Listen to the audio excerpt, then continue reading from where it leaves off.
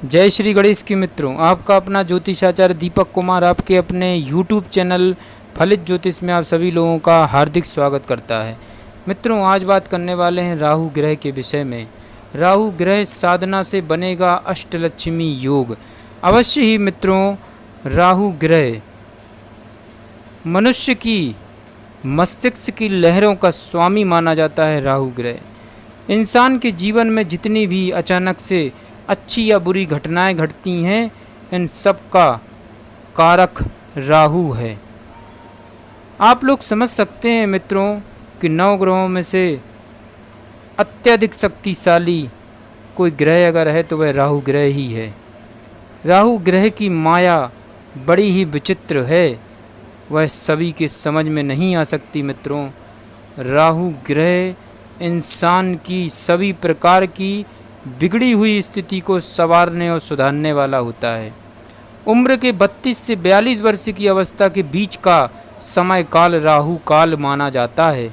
राहु काल का समय माना जाता है और इंसान के जीवन को बनाने और बिगाड़ने में पूर्णतः सक्षम होता है ये समय। राहु अगर आपकी जन्म पत्रिका में 3, 6, 11 भाव में अगर विराजमान है तो निसंदेह 32 साल की उम्र से लेकर 42 वर्ष की उम्र के बीच में आपको ज़मीन से आसमान की बुलंदियों तक ले जाएगा। राहु ग्रह जो भी देता है इंसान के लिए वह अचानक से ही देता है, फिर चाहे अच्छा हो या बुरा हो। अचानक से धन योग बन जाए, अचानक से गड़ा हुआ धन मिल जाए, या अचानक से ही किसी के मार्गदर्शन अनुसार आप अपने जीवन में बहुत अधिक उन्नति कर सकें, ये सारे योग बनाता है राहु ग्रह। राहु ग्रह इंसान को छल कपट के द्वारा धन अर्जित करवाता है। राहु ग्रह इंसान को 2 नंबर के कार्यों में सफलता दिलाता है। शराब, लॉटरी, सट्टा, जुआ, इन सब का कारक ग्रह राहु ग्रह होता है। 2 नंबर के जितने कार्य होते हैं इन सब में अगर आपको सफलता मिल रही है तो निसंदेह आपकी जन्म पत्रिका में राहु ग्रह 3, 6, एकादश भाव में विराजमान होगा, शुभ स्थिति में होगा। इसलिए राहु ग्रह को आप समझ सकते हैं कि कितना शक्तिशाली ये ग्रह है। राहु ग्रह का देखा जाए मित्रों, कोई मौलिक अस्तित्व नहीं है, यह मात्र एक छाया ग्रह है। फिर भी इसका प्रभाव बड़ा दुर्गम होता है।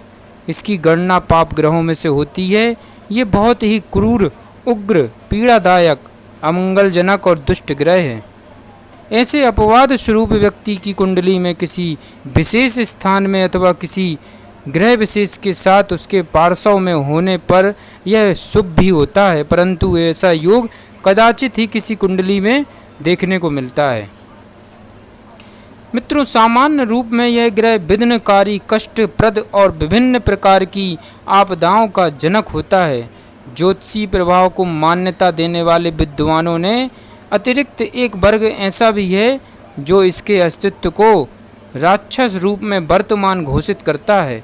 उनकी मान्यता यह है कि एक बार देवताओं और दैत्यों ने संयुक्त प्रयास करके सागर का मंथन किया। मंथन में नवनीत स्वरूप सागर से 14 वस्तुएं निकलीं, जिनमें एक अमृत कलश भी था। इनका बंटवारा होने पर अधिकांश वस्तुएं देवताओं को मिली। दैत्यों का समूह मदिरा प्रेमी था, इसलिए वह उसी पर टूट पड़े। अंत में अमृत का वितरण प्रारंभ हुआ। देवता और दैत्य दोनों में पंक्तिबद्ध होकर बैठ गए। विष्णु भगवान ने एक परम सुंदरी युवती का रूप धारण करके मोहिनी अवतार अमृत कलश अपने हाथों में उठाया और देव पंक्ति की ओर से वितरण प्रारंभ कर दिया। देवता लोग चुल्लू में थोड़ा थोड़ा अमृत लेकर पीने लगे। दैत्य पंक्ति पीछे थी। उसमें एक दैत्य बहुत धूर्त था, जो दैत्य जाति का एक प्रमुख सेनापति था। वह समझ गया कि हमारी पंक्ति तक आते आते अमृत कलश खाली हो जाएगा, अतः वह झटपट देव रूप धारण करके देवताओं की पंक्ति में आ बैठा।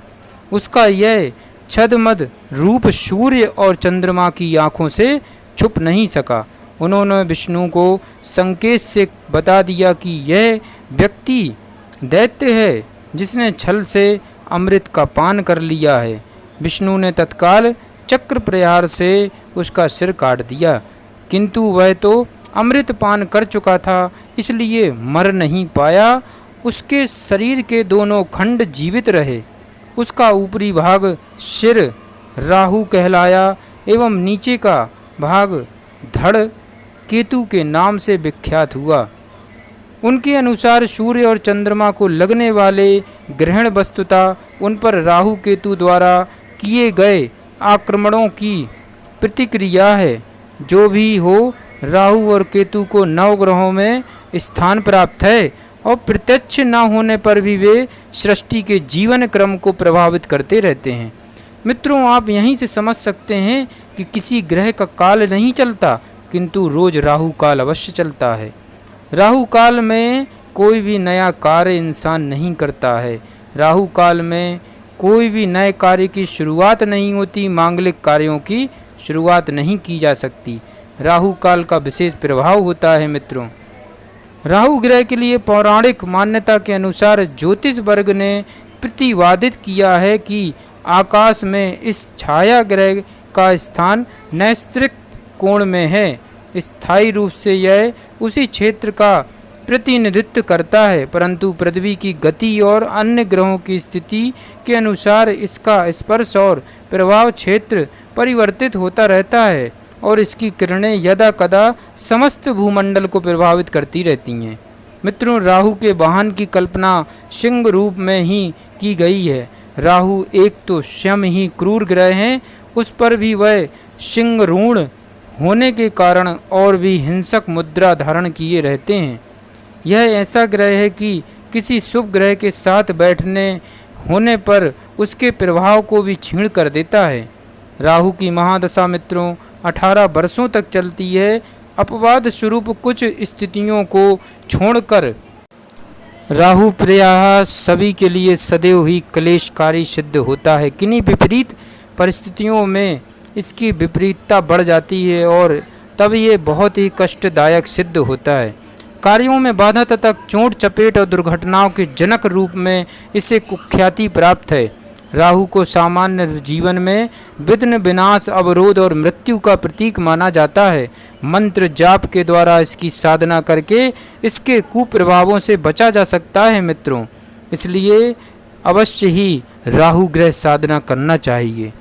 जीवन में आने वाली अनेक विघ्न बाधाओं से बचने के लिए राहु के सिद्ध मंत्र का उच्चारण करना चाहिए। इसलिए आप ध्यान से सुने।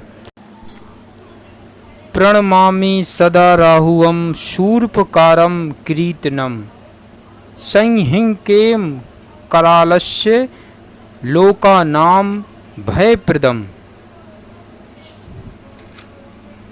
नीलाम्बरम शिरा पातु ललाटम लोकवंदिता चक्षुषी पातु मे राहुआ सृजे त्वधर्त शरीरवान नासिकाम में ध्रुवंबरा शूलपाणी मूर्खम मम जिह्वा में सिंहाकुशुनः कंठम में कठिनाधिका जिह्वा में सिंहासनुः कंठम में कठिनादृश्या भुजग्रेषु भुजो पातु नीलामत्यंबरा करो पातु वक्षस्थलं मंत्री पातु कुच्छ्यम विधुवन्तः कटियम में विकटाः पातु उरु में सुरपूजितम स्वरभानुर्जनी पातु जंगे में पातु जघया गुल्फो ग्रहपतिया पातु पातौ में भीषणाकृतियः सर्वव्यांगनी में पातु